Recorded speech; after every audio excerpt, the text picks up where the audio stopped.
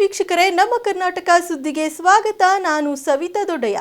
ಹೊಸ ಬಿಪಿಎಲ್ ಪಡಿತರ ಚೀಟಿಗಳನ್ನು 2 ತಿಂಗಳೊಳಗೆ ಪರಿಷ್ಕರಣೆ ಮಾಡಿ ಪೂರ್ಣಗೊಳಿಸಲಾಗುವುದು ಎಂದು ಸಚಿವ ಕೆಎಚ್ ಮುನಿಯಪ್ಪ ತಿಳಿಸಿದ್ದಾರೆ.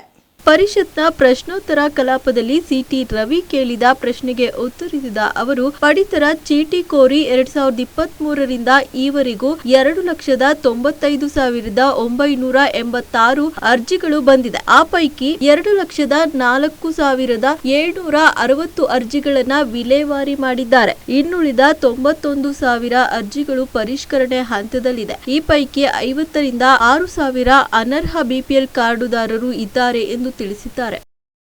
ನಟಿ ರನ್ಯಾ ರಾವ್ ಗೋಲ್ಡ್ ಸ್ಮಗ್ಲಿಂಗ್ ಪ್ರಕರಣ ಇದೀಗ ಆಕೆಯ ಮಲತಂದೆ ಡಿಜಿಪಿ ರಾಮಚಂದ್ರ ರಾವ್ ಅವರಿಗೂ ಸುತ್ತಿಕೊಳ್ಳತೊಡಗಿದೆ. ನಟಿ ರಮ್ಯಾಗೆ ವಿಮಾನ ನಿಲ್ದಾಣದಲ್ಲಿ ಪ್ರೋಟೋಕಾಲ್ ನೀಡಿದ ಬಗ್ಗೆ ತನಿಖೆ ನಡೆಸಿ ವಾರದ ಒಳಗೆ ವರದಿ ಸಲ್ಲಿಸುವಂತೆ ರಾಜ್ಯ ಗೃಹ ಇಲಾಖೆ ಆದೇಶ ನೀಡಿದೆ. ಚಿನ್ನದ ಸ್ಮಗ್ಲಿಂಗ್ನಲ್ಲಿ ರಾಮಚಂದ್ರ ರಾವ್ ಕೂಡ ಶಾಮೀಲಾಗಿದ್ದಾರೆ. ಚಿನ್ನ ಸಾಗಿಸುವ ಶಿಷ್ಟಾಚಾರ ದುರ್ಬಳಕೆಯಲ್ಲಿ ಅವರ ಕೈವಾಡ ಇದೆಯೇ ಎಂಬ ಬಗ್ಗೆ 1 ವಾರದ ಒಳಗೆ ತನಿಖೆ ನಡೆಸಲು ರಾಜ್ಯ ಗೃಹ ಇಲಾಖೆ ಅಧಿಕಾರಿಗಳಿಗೆ ಸೂಚಿಸಿದ್ದಾರೆ.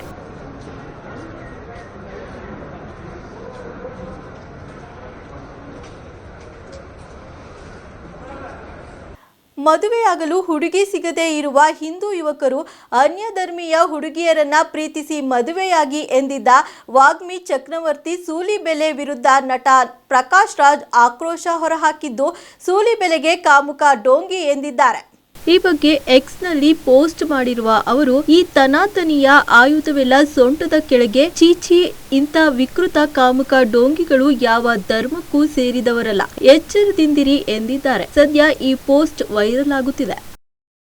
ರಾಜ್ಯದಲ್ಲಿ ಒಣಮೆಣಸಿನಕಾಯಿ ಬೆಲೆ ಕೊರತೆ ಪಾವತಿ ಯೋಜನೆ ಜಾರಿಗೊಳಿಸುವಂತೆ ಪ್ರಧಾನಿ ನರೇಂದ್ರ ಮೋದಿ ಹಾಗೂ ಕೇಂದ್ರ ಕೃಷಿ ಸಚಿವರಿಗೆ ಸಿಎಂ ಸಿದ್ದರಾಮಯ್ಯ ಅವರು ಪತ್ರ ಬರೆದಿದ್ದಾರೆ.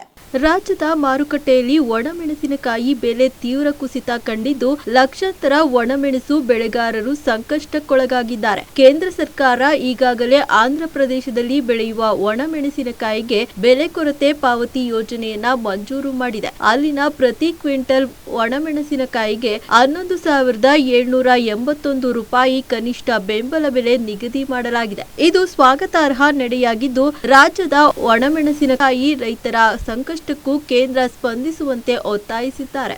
ರೇಣುಕಾಸ್ವಾಮಿ ಕೊಲೆ ಪ್ರಕರಣದಲ್ಲಿ ಜೈಲಿಗೆ ಹೋಗಿ ಬಂದಿರುವ ನಟ ದರ್ಶನ್ ಮತ್ತೆ ಸಿನಿಮಾ ಶೂಟಿಂಗ್ನಲ್ಲಿ ಪಾಲ್ಗೊಳ್ಳುತ್ತಿದ್ದಾರೆ. ನಾಳೆಯಿಂದ ಮೈಸೂರಿನಲ್ಲಿ ಡೆವಿಲ್ ಚಿತ್ರದ ಚಿತ್ರೀಕರಣದಲ್ಲಿ ಭಾಗಿಯಾಗಲಿದ್ದು, ಶೂಟಿಂಗ್ಗೆ ಪೊಲೀಸ್ ಅಧಿಕಾರಿಗಳು ಪರ್ಮಿಷನ್ ನೀಡಿದ್ದಾರೆ. ಮೊದಲು ಮೈಸೂರಿನ ಸರ್ಕಾರಿ ಅತಿಥಿ ಗೃಹದಲ್ಲಿ, ನಂತರ ಲಲಿತ್ ಮಹಲ್ ಪ್ಯಾಲೇಸ್ನಲ್ಲಿ ಚಿತ್ರೀಕರಣ ನಡೆಯಲಿದೆ. ನಾಳೆಯಿಂದ ಮಾರ್ಚ್ 15ರವರೆಗೆ ನಟ ದರ್ಶನ್ ಅವರಿಗೆ ಶೂಟಿಂಗ್ಗೆ ಅನುಮತಿ ನೀಡಲಾಗಿದ್ದು, ಬಿಗಿ ಭದ್ರತೆ ಕೈಗೊಳ್ಳಲಾಗಿದೆ. ಬೆಂಗಳೂರಿನಲ್ಲಿ ಆಯೋಜಿಸಿದ್ದ 16ನೇ ಅಂತಾರಾಷ್ಟ್ರೀಯ ಚಲನಚಿತ್ರೋತ್ಸವದ ಅಂಗವಾಗಿ ಕೊಡಮಾಡುವ ಜೀವಮಾನದ ಸಾಧನೆ ಪ್ರಶಸ್ತಿ ವಿಜೇತ ನಟಿ ಶಬಾನಾ ಅಜ್ಮಿ ಅವರಿಗೆ ಪ್ರಶಸ್ತಿ ಪತ್ರ ಮತ್ತು 10 ಲಕ್ಷ ಚೆಕ್ ನೀಡಿ ಗೌರವಿಸಲಾಗಿದೆ. ವಿಶ್ವವಿಖ್ಯಾತ ಕವಿ, ಗೀತ ರಚನೆಕಾರ ಜಾವೇದ್ ಅಖ್ತರ್ ಅವರು ಈ ಸಂದರ್ಭದಲ್ಲಿ ಜೊತೆಗಿದ್ದರು. ಸರ್ಕಾರದ ಅಪಾರ ಮುಖ್ಯ ಕಾರ್ಯದರ್ಶಿ LK ಅತೀಕ್, ಚಲನಚಿತ್ರ ಅಕಾಡೆಮಿ ಅಧ್ಯಕ್ಷರಾದ ಸಾಧು ಕೋಕಿಲ, ಸರ್ಕಾರದ ಕಾರ್ಯದರ್ಶಿ ಕಾವೇರಿ, ಮುಖ್ಯಮಂತ್ರಿಗಳ ಮಾಧ್ಯಮ ಸಲಹೆಗಾರ KV ಪ್ರಭಾಕರ್, ವಾರ್ತಾ ಮತ್ತು ಸಾರ್ವಜನಿಕ ಸಂಪರ್ಕ ಇಲಾಖೆ ಆಯುಕ್ತರಾದ ಹೇಮಂತ್ ನಿಂಬಾಳ್ಕರ್, 16ನೇ ಅಂತಾರಾಷ್ಟ್ರೀಯ ಚಲನಚಿತ್ರೋತ್ಸವದ ಕಲಾ ನಿರ್ದೇಶಕ ವಿದ್ಯಾಶಂಕರ್ ಅವರು ಉಪಸ್ಥಿತರಿದ್ದರು. ಸಾರಿಗೆ ಬಸ್ ಮುಂಭಾಗದಲ್ಲಿ ಚಲಿಸುತ್ತಿದ್ದ 2 ಬೈಕ್ಗಳಿಗೆ ಡಿಕ್ಕಿ ಹೊಡೆದ ಪರಿಣಾಮ 5 ಸ್ಥಳದಲ್ಲೇ ಸಾವನ್ನಪ್ಪಿರುವ ಘಟನೆ ಆಂಧ್ರದ ಕರ್ನೂಲ್ ಜಿಲ್ಲೆಯ ಅದೋನಿ ಪಂಚಾಯಿತಿ ವ್ಯಾಪ್ತಿಯಲ್ಲಿ ನಡೆದಿದೆ. ಆಂಧ್ರದ ಕರ್ನೂಲ್ ಜಿಲ್ಲೆಯ ಅದೋನಿ ಪಂಚಾಯಿತಿ ವ್ಯಾಪ್ತಿಯಲ್ಲಿ ಭೀಕರ ಅಪಘಾತ ಸಂಭವಿಸಿದೆ. ಪಾಂಡವಗಲ್ಲು ಗ್ರಾಮದ ಬಳಿ ಕರ್ನಾಟಕ ರಾಜ್ಯ ರಸ್ತೆ ಸಾರಿಗೆ ಬಸ್ ಮುಂಭಾಗದಲ್ಲಿ ಚಲಿಸುತ್ತಿದ್ದ 2 ಬೈಕ್ಗಳಿಗೆ ಡಿಕ್ಕಿ ಹೊಡೆದ ಪರಿಣಾಮ 5 ಸ್ಥಳದಲ್ಲೇ ಸಾವನ್ನಪ್ಪಿದ್ದಾರೆ. ಗಂಗಾವತಿ ಡಿಪೋಗೆ ಸೇರಿದ ಈ ಬಸ್ ಅದೋನಿಯಿಂದ ರಾಯಚೂರಿಗೆ ಹೋಗುತ್ತಿದ್ದಾಗ ಈ ಘಟನೆ ನಡೆದಿದೆ. ಮೃತರ ವಿವರ ಇನ್ನಷ್ಟೇ ತಿಳಿಯಬೇಕಿದೆ. ಮಾಹಿತಿ ಪಡೆದ ಪೊಲೀಸರು ಸ್ಥಳಕ್ಕೆ ಆಗಮಿಸಿ ಪರಿಶೀಲನೆ ನಡೆಸಿದ್ದಾರೆ. ಎಷ್ಟಿತ್ತು ಈ ಹೊತ್ತಿನ ಸುದ್ದಿ ಮತ್ತು ಮನೋರಂಜನೆಗಾಗಿ ನೋಡ್ತಾ ಇರಿ ನಮ್ಮ ಕರ್ನಾಟಕ ಟಿವಿ. ಇದು ಕನ್ನಡಿಗರ ಭರವಸೆ.